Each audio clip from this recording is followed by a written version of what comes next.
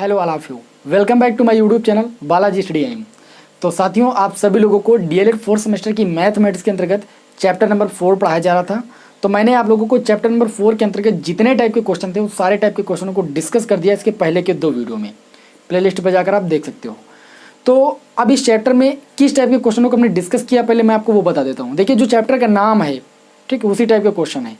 Chapter का नाम है कि पूर्ण घन संख्याओं तथा पूर्ण घन दशमलव संख्याओं का घनमूल। तो इस चैप्टर में हमने क्या सीखा? इस चैप्टर में हमने यही सीखा कि पूर्ण घन संख्याओं का घनमूल कैसे फाइंड करते हैं और पूर्ण घन दशमलव संख्याओं का घनमूल कैसे फाइंड किया जाता है गुणनखंडी विधि से। इस चैप्टर में यही 2 टाइप के प्रश्न थे जिनको मैंने अच्छी तरीके से एक्सप्लेन कर दिया है, और जो आपके थ्योरी बेस्ड क्वेश्चन थे उनको भी मैंने आप लोगों को अच्छी तरीके से बता दिया है। ठीक है, तो अब आज क्या करेंगे, हम इस चैप्टर की प्रश्नावली के क्वेश्चनों को डिस्कस करेंगे।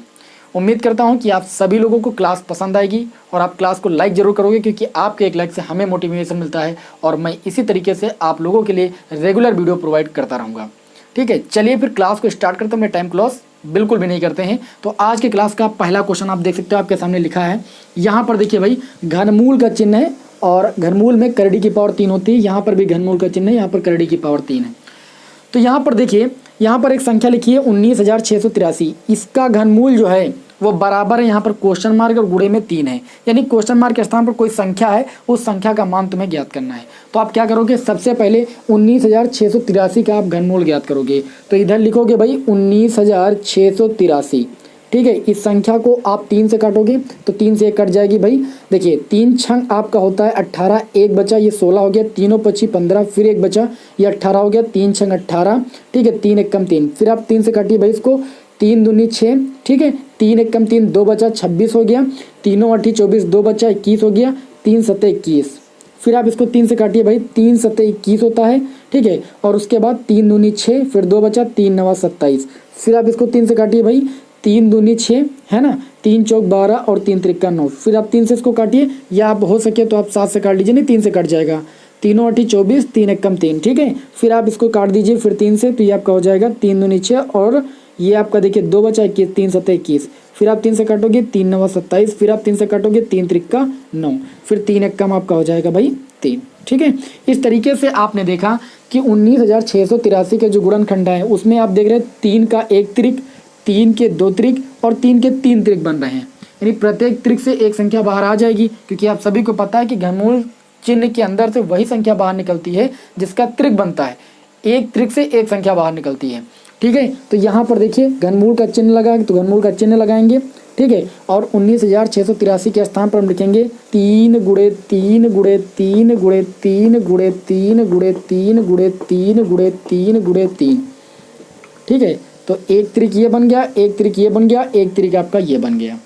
इक्वल टू आपका कितना था, क्वेश्चन मार्क के स्थान पर मान लेता हूँ कि x था, और गुणे में आपका 3 है तो 3 लिख लिया। अब देखिए, हर त्रिक से एक संख्या बाहर आ जाएगी, तो 3 त्रिक हैं तो 3 संख्याएं, 3 गुणे 3 गुणे 3 बाहर आ जाएगा, इक्वल टू हो जाएगा x गुणे 3। ये 3 इधर जो है x के गुणे में है, और कोई संख्या अगर गुणे में होती है तो दूसरे पक्ष में आती है बटे में, तो x बराबर यहाँ से आपको मिल जाएगा 3 गुणे 3 गुणे 3, और ये 3 आ जाएगा यहाँ पर 3 बटे में। 1 3 से 1 3 कैंसिल हो जाएगा, 3 3 का हम गुणा करेंगे तो 9 बराबर x, यानी x की वैल्यू हमें कितनी मिल गई भाई, 9 मिल गई। आपको यहाँ पर जो क्वेश्चन मार्क के स्थान पर मान है वो निकालना था, तो हमने उसके स्थान पर x माना और x का मान आ गया 9। तो 9 जो हो जाएगा वो इस क्वेश्चन का राइट आंसर हो जाएगा। तो आशा करता हूँ कि आप सभी को ये क्वेश्चन समझ में आया होगा। अब यहाँ पर इसी तरीके से आपको मैं क्वेश्चन नंबर 2 जो है सॉल्व कराता हूँ। क्वेश्चन नंबर 2 में देखिए क्या कहा गया है, यहाँ पर घनमूल का चिन्ह लगा, अंदर लिखा 4 + 12/125। इसको पहले सॉल्व करेंगे तब इसका हम घनमूल फाइंड करेंगे। तो देखिए, यहाँ पर 125 का हम 4 से गुणा करेंगे तो हमें मिलेगा 500, और 500 में हम क्या करेंगे, 12 प्लस करेंगे तो ये हो जाएगा 512 और बटे में 125। ठीक है, अब हमें क्या करना, इसका घनमूल फाइंड करना, कितना होगा, आगे क्वेश्चन मार्क है। मैंने आप लोगों को बताया था कि ऐसी परिमेय संख्या का घनमूल फाइंड करना जिसका अंश भी एक पूर्ण घन संख्या हो, जिसका हर भी एक पूर्ण घन संख्या हो। तो यहाँ पर 512 भी एक पूर्ण घन संख्या है, 125 भी आपकी एक पूर्ण घन संख्या है। ठीक है, तो दोनों का जो घनमूल है वो बहुत ही सरल तरीके से निकल आएगा। देखिए, 512 के आप फैक्टर करोगे, आप लोगों को हमने बताया भी है पिछली क्लासों में, तो इसको आप लिख सकते हो 8 गुणे 8 गुणे 8 लिख सकते हो, आप फैक्टर करके देख लीजिएगा। और 125 को आप लिख सकते हो 5 गुणे 5 गुणे 5। ठीक है। 5 का 3 बार गुणा करोगे तो आपको 125 मिल जाएगा। 8 को 3 बार गुणा करोगे तो आपको 512 मिल जाएगा। अब यहाँ पर 8 का एक त्रिक बन रहा है, यहाँ पर 5 का एक त्रिक बन रहा है, तो अंश से हम 8 को बाहर कर लेंगे क्योंकि घनमूल का चिन्ह लगा है तो अंश और हर दोनों पर लगा है। ठीक है, तो यहाँ से 8 बाहर हो जाएगा और हर से आपका 5 बाहर हो जाएगा। ठीक है, तो 8/5 अगर ऑप्शन में दिया जा रहा है तो 8/5 लिख दीजिएगा, नहीं इसको थोड़ा मिश्र भिन्न या संयुक्त भिन्न में आप बदल लीजिए। तो 5 एकम भाई 5 हो जाएगा, 3 बचेगा, 8 से 5 जाएगा, तो 1 सही 3/5 भी आपके इस क्वेश्चन का आंसर हो जाएगा। दोनों आंसर आपके सही है, जो भी आंसर आपको सुटेबल लगे वो आंसर आप लिख सकते हो। तो इस तरीके से आप लोगों ने क्वेश्चन नंबर 2 को भी अच्छी तरीके से समझ लिया। अब आप इसका स्क्रीनशॉट लेना चाहते हो तो ले सकते हो। फिर बढ़ते हैं हम क्वेश्चन नंबर 3 की ओर। इसको यहाँ पर हम रफ कर रहे हैं। तो अब चलिए बढ़ते हैं इस क्लास के तीसरे और चौथे क्वेश्चन की ओर। तो तीसरे क्वेश्चन में आप देख सकते हो यहाँ पर 0.000216 का घनमूल ज्ञात करना, यानी एक पूर्ण घन दशमलव संख्या का घनमूल ज्ञात करना है और उसके बाद इस क्वेश्चन को सॉल्व करना है। इस क्वेश्चन में ध्यान दीजिएगा, यहाँ पर अंडर रूट लगा है, फिर अंडर रूट पर जो है करड़ी की पावर 3 यानी घनमूल लगा हुआ है। ठीक है, और यहाँ पर भी घनमूल लगा है, ये अंदर जो है आपका वर्गमूल है। अब इसको सॉल्व करना, देखते हैं इन क्वेश्चनों को हम कैसे सॉल्व करते हैं। क्वेश्चन नंबर 3 को सॉल्व करने के लिए हम क्या करेंगे, चूंकि ये एक पूर्ण घन दशमलव संख्या है तो हम घनमूल का चिन्ह लगाएंगे। ठीक है, और 0.000216 लिखेंगे, इसके बटे में 1 मानेंगे, इस पॉइंट को हटा देंगे। इस पॉइंट के बाद आपकी ये 6 संख्याएं तो नीचे 6 जीरो हम बढ़ा देंगे। यही तो करते थे, पूर्ण घन दशमलव संख्याओं का घनमूल इसी तरीके से फाइंड किया जाता है। पहले दशमलव हटाया जाता है, नीचे आपके उतने जीरो बढ़ते हैं, फिर ऊपर जो संख्या आती है उसके हम गुणनखंड करते हैं। तो ऊपर संख्या आपको मिल गई 216। देखिए 216 के पहले जो जीरो उनका कोई मतलब नहीं है, तो आप 216 के आप गुणनखंड कर लीजिए तो ये हो जाएगा 2 एकम 2, 2 8 वही 16, फिर 2 से काटोगे 2 पंची 10, 2 चौके 8, फिर 2 से काटोगे तो ये आपका हो जाएगा 27, फिर 3 से काटोगे तो आपको मिल जाएगा 9, फिर 3 से काटोगे 3 त्रिका 9, फिर 3 एकम भाई 3। इस प्रकार आप देखोगे। ठीक है, घनमूल चिन्ह के अंदर भाई 216 के गुणनखंड हो गए 2 गुणे 2 गुणे 2 गुणे 3 गुणे 3 और गुणे में 3। बटे में आ जाइए, यहाँ पर लिखा है 10 लाख, इकाई दहाई सैकड़ा हज़ार 10,000 लाख 10 लाख। इसको आप लिख सकते हो 100 गुणे 100 गुणे 100। 100 का 3 बार गुणा करोगे तो 10 लाख मिल जाएगा। अब घनमूल के चिन्ह के अंदर से वही संख्या बाहर निकलती है जो कि त्रिक के रूप में हो, त्रिक से एक संख्या बाहर निकलती है। तो यहाँ पर 2 का त्रिक बन रहा हो, 3 का त्रिक बन रहा है, 100 का त्रिक बन रहा है, तो अंश से 2 और गुणे 3 बाहर आ जाएगा और हर से आपका 100 बाहर हो जाएगा। तो 3 दूनी हो जाएगा 6 और बटे में 100। 6 को 100 से डिवाइड करोगे तो आपको मिल जाएगा 0.06। ठीक है, 0.06। ये आपके इस क्वेश्चन का आंसर हो जाएगा। उम्मीद है कि आप सभी लोगों को ये क्वेश्चन समझ में आ गया होगा। ठीक है, चलिए यहाँ पर बात करते हैं क्वेश्चन नंबर 4 की। तो क्वेश्चन नंबर 4 में हमें सबसे पहले 0.00 ठीक है 729 का निकालना है वर्गमूल। उसके बाद जो संख्या मिलेगी उसका निकालना है घनमूल। जो घनमूल आएगा फिर इसका घनमूल निकालने के बाद हमें जोड़ना है। तो सबसे पहले हम क्या ज्ञात करेंगे, सबसे पहले हम यहाँ पर ज्ञात करेंगे वर्गमूल ज्ञात करेंगे। किसका वर्गमूल ज्ञात करेंगे भाई, वर्गमूल ज्ञात करेंगे 0.000729, इसका वर्गमूल ज्ञात करेंगे। तो इसका वर्गमूल ज्ञात करने के लिए हम क्या करेंगे भाई, इसका वर्गमूल ज्ञात करने के लिए हम बटे में 1 मानेंगे, पॉइंट हटाएंगे, पॉइंट के बाद 6 संख्या तो 6 जीरो हम भाई बढ़ा लेंगे। ओके, इतनी बात समझ में आ गई। अब देखिए 729 के हम फैक्टर करेंगे यहाँ पर 729, क्योंकि 729 के पहले जीरो का कोई मतलब नहीं है। ठीक है, तो यहाँ पर देखिए आपका हो जाएगा 3 दूनी 6, 3 चौक 12, 3 त्रिका 9, फिर 3 से काटेंगे, 3 8 24, 3 एकम 3, फिर 3 से काटेंगे तो 3 दूनी 6 और 3 सत्ते 21, फिर 3 से काटेंगे 3 9 27, फिर 3 से काटेंगे 3 त्रिका 9, फिर 3 से काटेंगे 3 एकम 3। यानी यहाँ पर अगर हम देखें इस वर्गमूल चिन्ह के अंदर तो 729 को लिखा जा सकता है 3 गुणे 3 गुणे 3 और गुणे 3 गुणे 3 गुणे 3। यहाँ पर देख सकते हो 729 के हमने फैक्टर किए तो 3 जो है 6 बार आया है, तो 6 बार गुणे में लिख लिया। बटे में देखें तो यहाँ पर आपके 6 जीरो लगे, इसका मतलब इसको ले सकते हैं हम 100 या 10 गुणे 10 गुणे 10 गुणे 10 गुणे 10 गुणे 10, 6 बार लिखेंगे, 1 2 3 4 5 6। ठीक है, 10 का 6 बार गुणा करोगे तो ये आपका 10 लाख आएगा। अब वर्गमूल के चिन्ह से वही संख्या बाहर होती है जो वर्गमूल के अंदर जोड़े में हो। ठीक है, 2 बार लिखी होगी तो 1 बार बाहर आ जाएगी। तो यहाँ पर देखिए 3 का 1 जोड़ा, 3 के 2 जोड़े, 3 के 3 जोड़े, 10 का 1 जोड़ा, 10 के 2 जोड़े, 10 के 3 जोड़े, हर जोड़े से संख्या बाहर कर लेंगे तो 3 ऊपर से 3 बार बाहर हो जाएगा क्योंकि 3 जोड़े हैं, नीचे से 10 जो है वो 3 बार बाहर हो जाएगा। इतना आपको मिल गया। ये आपने वैल्यू फाइंड की, इसकी वैल्यू फाइंड की। अब इसके ऊपर लगा है क्या, घनमूल का चिन्ह, यानी ये जो संख्या मिली इसका आप फाइंड करोगे घनमूल। ठीक है, लिखोगे। चलिए इधर थोड़ा रफ कर देते हैं, इधर सॉल्व करते हैं ना, इसको आप जो है लगा लीजिएगा। अब यहाँ पर आप क्या करोगे, तब अब देखिए आपने इसको सॉल्व किया है, वर्गमूल के अंदर जो संख्या थी उसका वर्गमूल आपने जब फाइंड किया तो आपको इतना मिला। अब जो ये मिला है इसका आपको निकालना घनमूल, क्योंकि यहाँ पर लगा है घनमूल भी तो ऊपर लगा है। तो आप लिखोगे तब 3 गुणे 3 गुणे 3 और बटे में 10 गुणे 10 गुणे 10, इसका क्या निकालेंगे भाई, घनमूल निकालेंगे। तो घनमूल से तो वही संख्या बाहर निकलती है जो घनमूल के अंदर 3 बार उपस्थित हो। तो यहाँ पर 3 3 बार है तो ये 1 बार आ जाएगा। यहाँ पर 10 का त्रिक बन रहा है तो 1 बार 10 बार हो जाएगा। तो यहाँ पर देखिए 3 को आप जब 10 से भाग करोगे तो आपको मिल जाएगा 0.3। कितना मिल जाएगा, 0.3। तो आपने इतने भाग को सॉल्व किया तो आपको मिला 0.3। अब चलिए आप 0.008 का घनमूल निकालिए, तथा घनमूल निकालेंगे 0.008 का। ठीक है, तो इसका घनमूल निकालने के लिए हम क्या करेंगे, बटे में भाई 1 मानेंगे, पॉइंट हटाएंगे, 3 संख्या है तो 3 जीरो बढ़ा लेंगे। 8 को हम लिख सकते हैं 2 गुणे 2 गुणे 2, और 1000 को लिख सकते हैं 10 गुणे 10 गुणे 10, लिख सकते हैं ना। त्रिक से एक संख्या बाहर निकालेंगे क्योंकि यहाँ पर घनमूल का चिन्ह लगा है, तो इस त्रिक से एक संख्या बाहर आ जाएगी। हर में 10 का त्रिक बन रहा है तो 10 एक बाहर आ जाएगा। 2/10 का मतलब क्या होता है, 2/10 का मतलब 0.2 होता है, 0.1 अंक आगे लगेगा। तो मैंने इसका घनमूल फाइंड किया तो 0.2 मिला। तब यहाँ पर देखिए हमें वैल्यू फाइंड करनी थी घनमूल के अंदर वर्गमूल, वर्गमूल के अंदर 0.000729, ठीक है, प्लस घनमूल के अंदर 0.008, इसका मान ज्ञात करना था। इसका मान मैंने प्राप्त किया है 0.3, तो 0.3 लिख देंगे, प्लस इसका मान हमने प्राप्त किया है 0.2, और इन दोनों को जोड़ लेंगे तो हमें कितना मिलेगा, 0.5 मिलेगा, जो कि आपके इस क्वेश्चन के क्या हो जाएगा, आंसर हो जाएगा। तो आशा करता हूं कि आप सभी लोगों को ये क्वेश्चन नंबर 4 अच्छी तरीके समझ में आ गया होगा। अब चलिए इसी क्रम में बढ़ते हैं आगे क्वेश्चन नंबर 5 और क्वेश्चन नंबर 6 की ओर। इस क्लास में मैं लोगों को टोटल 10 क्वेश्चन सॉल्व कराने वाला हूं जो कि आपकी प्रश्नावली के हैं। ठीक है, चलिए इसका आप स्क्रीनशॉट ले सकते हैं, इसको हम रब करते हैं। तो अब चलिए हम चलते हैं इस क्लास के क्वेश्चन नंबर 5 और क्वेश्चन नंबर 6 की ओर। क्वेश्चन नंबर 5 और क्वेश्चन नंबर 6 जो है वो लैंग्वेज वाला प्रश्न है, और ऐसे प्रश्न जो है आपके एग्जाम में अक्सर आते हैं। देखिए कैसे इन क्वेश्चनों को सॉल्व करेंगे। यहाँ पर बोला जा रहा है कि 675 को किस छोटी से छोटी संख्या से गुणा किया जाए कि गुणन एक पूर्ण घन हो जाए। यहाँ पर 675 को किस छोटी से छोटी संख्या से गुणा किया जाए कि जो गुणनफल आपको प्राप्त हो वो आपको एक पूर्ण घन संख्या प्राप्त हो।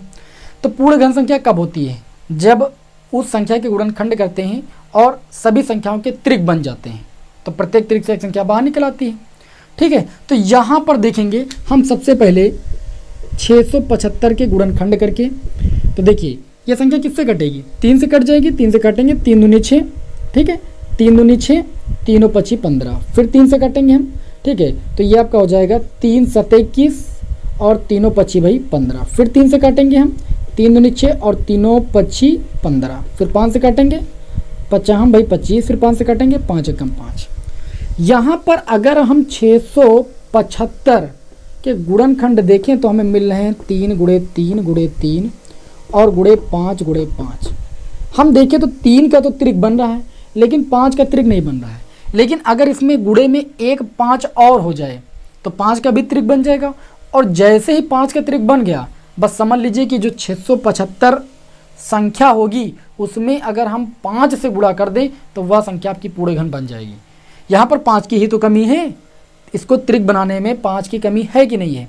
तो यहाँ पर लिखेंगे हम ऐसे लिखेंगे, चूंकि 5 का त्रिक नहीं बन रहा है, अतः 5 से गुणा करने पर गुणनफल क्या हो जाएगा भाई, पूर्ण घन हो जाएगा। इसका मतलब ये है कि इस संख्या को पूर्ण घन बनाने के लिए हमें 5 से गुणा करना पड़ेगा, क्योंकि 5 के त्रिक को बनाने में हमें 5 की एक ज़रूरत पड़ रही है। अगर हम 5 से गुणा कर दें तो 5 का त्रिक बन जाएगा, और जैसे ही 5 का त्रिक बन जाएगा वैसे ही ये संख्या आपकी क्या हो जाएगी, एक पूर्ण घन संख्या हो जाएगी। अगर क्वेश्चन में आपसे ये पूछा जाए कि वह पूर्ण घन संख्या ज्ञात कीजिए, तो आप 675 को 5 से गुणा कर दीजिएगा, जो संख्या मिलेगी वह आपकी पूर्ण घन संख्या हो जाएगी। ठीक है। अब कभी कभी क्वेश्चन में पूछा जाता है कि उस पूर्ण घन संख्या का घनमूल भी ज्ञात कीजिए, तो आप इसी तरीके से घनमूल आप फाइंड कर लेना। घनमूल फाइंड करने में कोई दिक्कत ही नहीं, 5 से गुणा किए, 5 और गुणे ये 3 और गुणे 5 का जब गुणनफल करोगे तो वो हो जाएगा घनमूल, यानी 5 ते 15 हो जाएगा उस संख्या का घनमूल। ऐसा क्वेश्चन मैंने आपको पिछले वीडियो में बताया भी था एग्जाम्पल का। अगला क्वेश्चन यहाँ पर दिया गया है कि 3600 को किस छोटी से छोटी संख्या से भाग दिया जाए कि भागफल एक पूर्ण घन हो जाए। यहाँ पर भाग की बात कर रहे हैं, ठीक है। यहाँ पर भी काम हम वही करेंगे।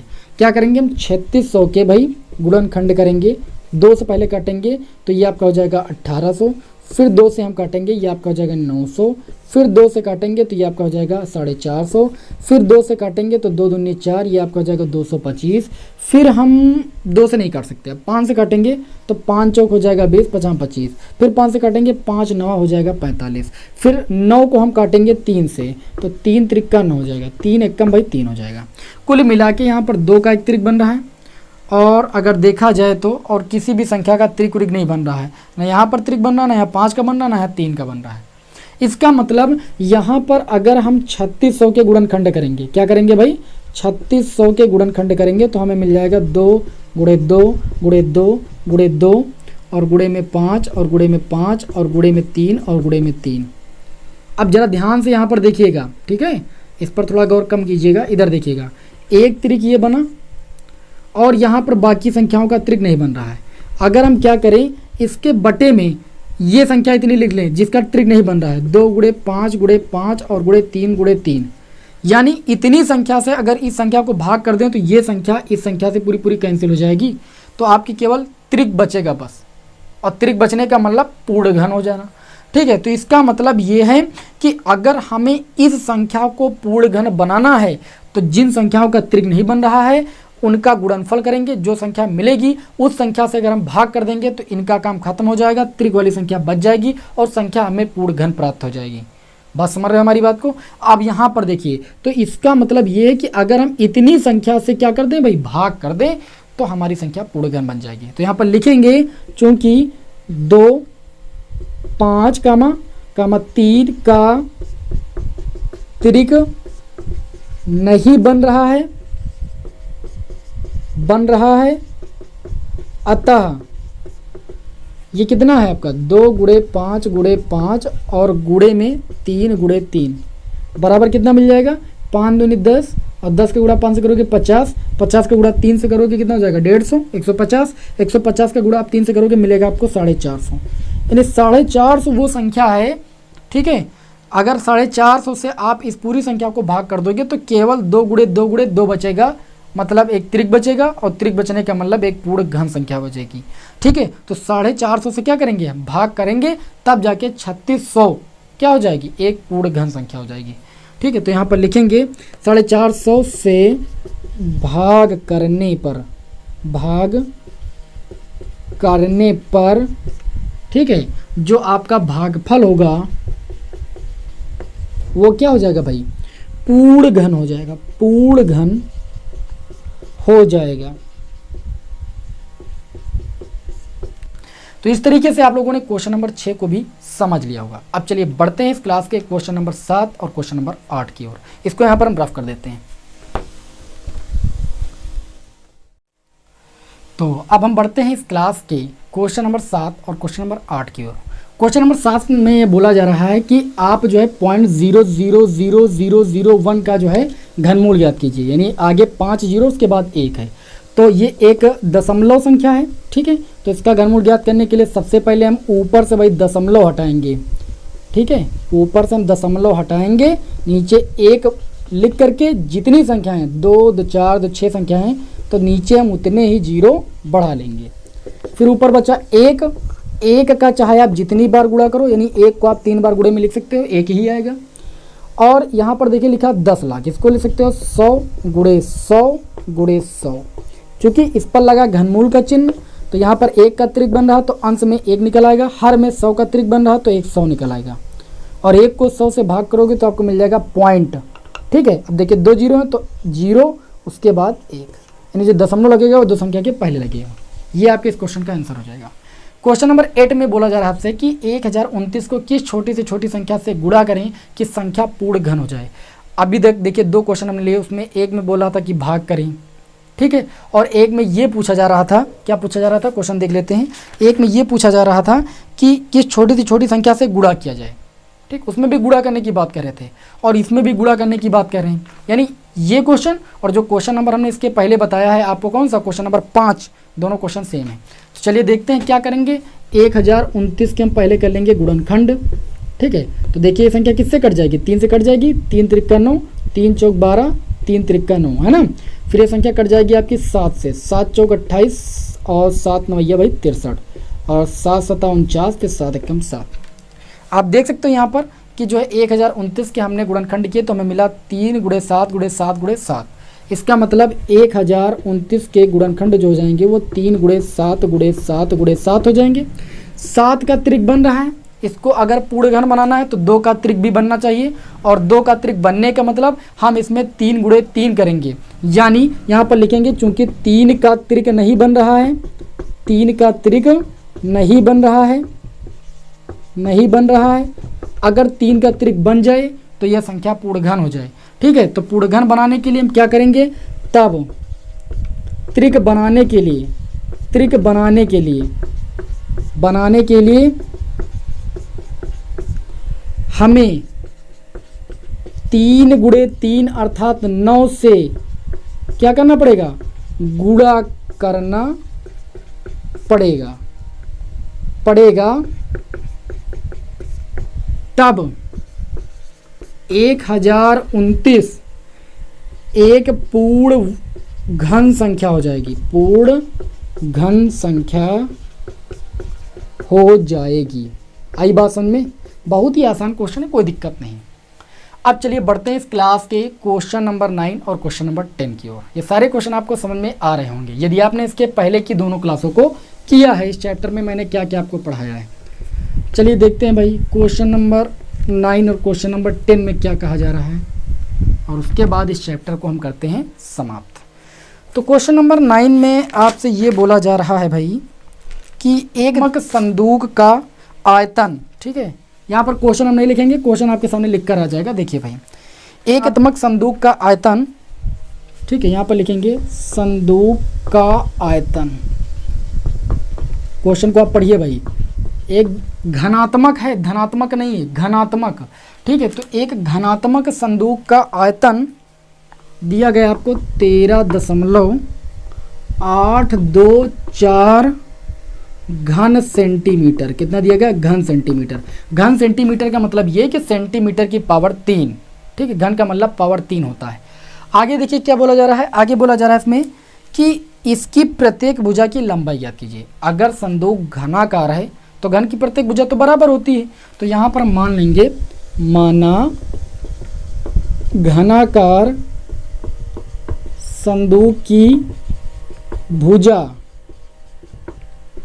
x सेंटीमीटर है। कितनी भाई, x सेंटीमीटर है। तब प्रश्न के अनुसार हम यहाँ पर कार्य करेंगे। संदूक का आयतन कितना हो जाएगा, तो आप जानते हो घन का आयतन होता है भुजा क्यूब, भुजा है आपकी x, तो x क्यूब, तो यहाँ पर आयतन के स्थान पर लिखेंगे x क्यूब, और आयतन दिया कितना है 13.824, और सेंटीमीटर क्यूब, घन सेंटीमीटर का मतलब सेंटीमीटर क्यूब। पावर जब एक पक्ष से दूसरे पक्ष में जाती है तो वो बटे में हो जाती है, उस पावर के बटे में, जैसे 3 है तो 3 इधर जाएगा तो इसके 1/3 पावर हो जाएगी, और 1/3 का मतलब घनमूल, यानी x बराबर आपका हो जाएगा घनमूल 13.824 सेंटीमीटर क्यूब।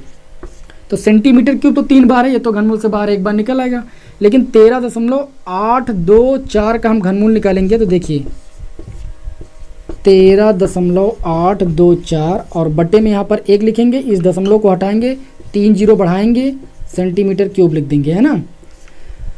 13,824 के हम करेंगे यहाँ पर गुणनखंड। तो चलिए कर लेते हैं गुणनखंड। 2 छंग 12, ठीक है, 2 9 18, 2 1 कम 2, 2 दूनी 4, फिर 2 से काटेंगे, 2 3 6, 2 चौके 8, 2 पंची 10, 2 छंग 12, फिर 2 से काटेंगे, ठीक है, 2 दूनी 4, 2 8 16, फिर 2 से काटेंगे, 2 8 16, 2 छंग 12, 2 चौके 8, फिर 2 से काटेंगे, 2 चौके 8, 2 3 6, 2 दूनी 4, फिर 2 से काटेंगे, 2 दूनी 4 16 हो जाएगा, फिर 2 से काटेंगे, 2 1 कम 2 108 हो जाएगा, फिर 2 से काटेंगे, ये 54 हो जाएगा। फिर 54 के फैक्टर करेंगे तो ये आपका 27 हो जाएगा, फिर 27 को काटेंगे तो ये आपका 9 हो जाएगा, फिर 9 को 3 से काटेंगे 3 हो जाएगा, 3 को काटेंगे 1 हो जाएगा। ये फैक्टर आप कर सकते हो, उसमें कोई दिक्कत नहीं। इतना फैक्टर करने के पश्चात अब आप क्या करोगे, 13,824 के स्थान पर इसके गुणनखंड लिख दोगे और जो संख्या 3 बार होगी उसको आप 1 बार निकाल लोगे, ठीक है। तो चलिए यहाँ पर हम सॉल्व करते हैं थोड़ा सा। x बराबर घनमूल चिन्ह के अंदर इसको यहाँ पर लाइन ड्रा कर देते हैं जिससे मिलने ना पाए। 13,824 के गुणनखंड देखें तो 2 का त्रिक, 2 का 2 त्रिक और 2 के 3 त्रिक और 3 का 1 त्रिक, यानी ये आपका हो जाएगा 2 गुणे 2 गुणे 2 गुणे 2 गुणे 2 गुणे 2 गुणे 2 गुणे 2 गुणे 2 गुणे 2 और गुणे में 3 गुणे 3 गुणे 3 और बटे में आ जाएं तो 1000 का मतलब 10 गुणे 10 गुणे 10। 2 के त्रिक से एक एक संख्या बाहर कर लेंगे हम, तो देखिए 2 के ऊपर है 3 त्रिक तो 3 2 बाहर हो जाएंगे और 3 का है 1 त्रिक तो 1 3 बाहर हो जाएगा, बटे में 10 का त्रिक यहाँ पर बना तो 1 10 बाहर हो जाएगा। यहाँ पर सॉल्व करेंगे, 2 दूनी 4 दूनी 8, 8 त्रिक 24 और 24 बटे 10 का मतलब 10 से आप भाग करोगे 24 को तो 2.4 हो जाएगा। और यहाँ पर एक चीज़ का ख्याल रखिएगा, सेंटीमीटर क्यूब था वो घन से बाहर निकलेगा तो सेंटीमीटर हो जाएगा। बात समझ में आई कि नहीं आई? अच्छे तरीके से आप सभी को ये क्वेश्चन समझ में आ गया होगा। क्वेश्चन नंबर 9, इस क्वेश्चन में कोई विशेष बात नहीं थी, मैंने आप लोगों को बताया था घन का आयतन होता है भुजा क्यूब, यदि भुजा x है तो घन का वॉल्यूम v इक्वल टू होता है x क्यूब। मैंने आप लोगों को बताया था तो उसी सूत्र का यहाँ पर मैंने उपयोग किया है। अब चलिए इस क्लास के लास्ट क्वेश्चन को देख लेते हैं, क्वेश्चन नंबर 10। तो क्वेश्चन नंबर 10 भी बिल्कुल इसी तरीके का क्वेश्चन है और इसको हम बताएंगे नहीं, आप स्वयं लगाओगे, ठीक है, बिल्कुल इसी तरीके से, यदि आप इस क्वेश्चन को समझ गए हो। यहाँ पर क्या बोला जा रहा है, क्वेश्चन आपकी स्क्रीन पर लिख कर आ रहा है, ये आज का आपका होमवर्क है, इसको आपको स्वयं लगाना है। अगर आप इस क्वेश्चन को लगा लेते हो तो आपकी तैयारी बेस्ट चल रही है। देखिए क्वेश्चन नंबर 10 में बोला जा रहा है कि एक घनाकार कंपोस्ट खाद के गड्ढे का आयतन 13.824 मीटर क्यूब है, ठीक है। बिल्कुल वही क्वेश्चन इसमें क्या बताएं हम, बस इन्होंने क्वेश्चन का प्रारूप थोड़ा सा चेंज कर दिया है पूछने का। यहाँ पर इन्होंने बोल दिया घनाकार कंपोस्ट खाद के गड्ढे का आयतन 13.824 मीटर क्यूब है, यानी यहाँ पर जो आंसर आएगा वो मीटर में आएगा। और बात तो यही कही ना, घनाकार गड्ढा है यहाँ पर, वहाँ पर घनाकार संदूक थी, तो है तो दोनों घन ही ना। तो आप कुछ नहीं करना है, बस नाम चेंज कर देना है, ठीक है। वहाँ पर घनाकार संदूक थी, यहाँ पर घनाकार आपका क्या हो जाएगा, गड्ढा हो जाएगा, ठीक है। तो आंसर उतना ही आएगा। गड्ढे की गहराई ज्ञात करना है, तो गड्ढे की गहराई क्या होगी, जो घन की भुजा होगी, और घन की भुजाएं सब होती है बराबर, तो आप क्या निकालोगे, वॉल्यूम इक्वल टू भुजा क्यूब, और वॉल्यूम के स्थान पर रखोगे एक्स क्यूब। एक्स क्यूब किसके बराबर है, 13.824 के, तो 13.824 का घनमूल आप इसी तरीके से फाइंड करोगे, 2.4 आ जाएगा। अब बस फर्क इतना है कि यहाँ पर आपकी जो माप दी गई वो मीटर क्यूब में दी गई है, तो आगे निकल के जो आएगा वो 2.4 मीटर निकल के आएगा, इसमें सेंटीमीटर आया था, बस इतना ही फ़र्क है। तो दोनों क्वेश्चन सेम ही थे, ठीक। उम्मीद करता हूँ कि आप सभी लोगों को आज की क्लास पसंद आई होगी। क्लास पसंद आई हो, क्लास को आप शेयर जरूर कर दीजिए, ठीक है। चलिए फिर मिलेंगे आपको नेक्स्ट वीडियो में। जय हिंद, जय भारत।